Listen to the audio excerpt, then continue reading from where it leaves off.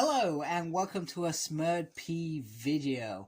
And it was always going to happen with Volume 1. I was always going to have to face, can I resist getting 2 copies of this? So sometimes people, when I have been after something for a long time, this being probably the longest, I can probably overthink it and become a wee bit obsessed. So for example, I'll give you an example. Mighty Morphin Power Rangers issue 24, the prelude to Shattered Grid. I missed that issue, and it was a year later of trying to get this very rare comic that I ended up in 1 week winning 3 versions. And then I became so obsessed that I had to buy all the variant covers for this version. Hence, I have a complete set of all 6 covers from Mighty Morphin Power Rangers issue 24. So with this, I'm not going to say I'm obsessed as I was with Mighty Morphin Power Rangers. I'm obsessed with the fact of what cover do I want. And I also wanted to show you what the covers look like together, and just so you can obviously make that judgment. Now, I seem to have, over the last of year, changed to more of a direct market cover person. So direct market, what that means is they will generally take an issue from the run that's in here, and in this case issue 1, and they will take that exact thing and replicate it on the front.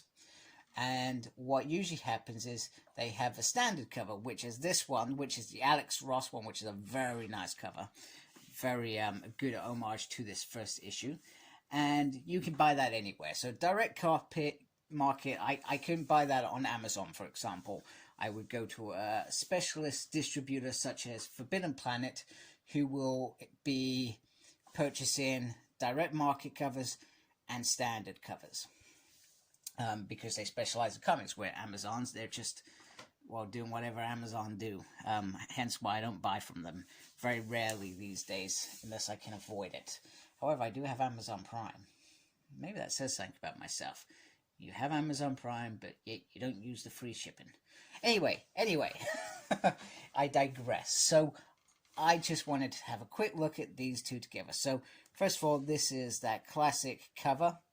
And then I'm just going to carefully bring, that's not going to work, let me just take this off slightly, so you can see what Alex Ross has taken a classic cover and recreated it, and he does it's a stunning job, actually. But that, in terms of, they are a lot closer to the screen, whereas there's a bit of distance and a bit more serenity about that. I suspect serenity wasn't the right word.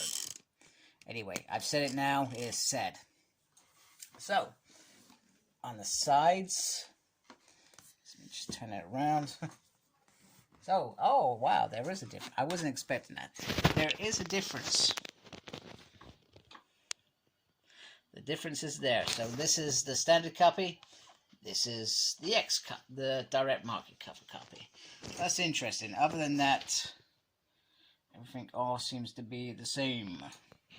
It's pretty cool, and I expect, so let me get that into a decent angle, the back will not have changed one bit. And not that I'm going to be showing you the contents, but the contents here collect X-Men to 131. But the back is the same. Now, I'm going to very carefully take this off the top. Ah, boo. Okay.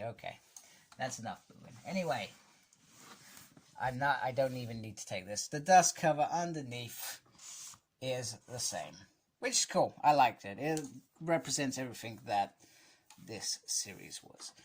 But anyway, yeah, that's a little bit disappointing. I was hoping for something special. So anyway, the big difference is the cover. So sometimes, depending on what omnibus it is, they do sometimes have more than 2 covers. Now, the only time that I stay away from direct market covers, if I generally don't actually like that cover. So, for example, I'll give you an example. We have Ultimate X-Men coming out later this year. I'm very thrilled to read that for the first time. Very thrilled, very excited.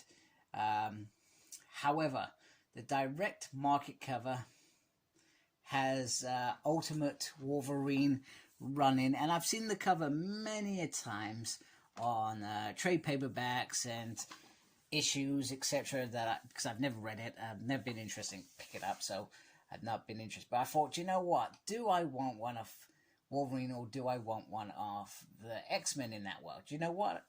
I wanted the one with the X-Men because that's what it is. It's an ensemble, and the same can be said. They've done it again with X-Men animated. They've gone for the Sabretooth versus Wolverine, and then you get, I think, Jubilee, Professor X, maybe Cycle, Rogue in the background, based on that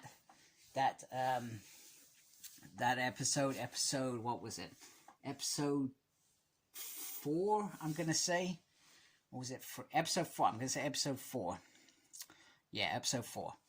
So sometimes I can be picky, but generally, direct market covers are for me. Unless, for example, I have already collected standard. So, for example, actually, no, I'm telling a lie. New Mutants, I think I got the standard rather than the direct market cover. And I think this time I've gone for the direct market cover because actually that cover means something to me. So I can dibble, dabble, and do lots of crazy things when I'm making these decisions. But I try to keep it direct market covers for me. So anyway, not exactly the usual Omnibus video I do, but I thought, well, you know what, I've got the book, I've got the cover, I can at least show you the 2 different covers. And I hope you liked my video and my ramblings, and please look after yourself. Very important right now, very important. Look after yourself and embrace the geekiness. Take care, folks. Goodbye.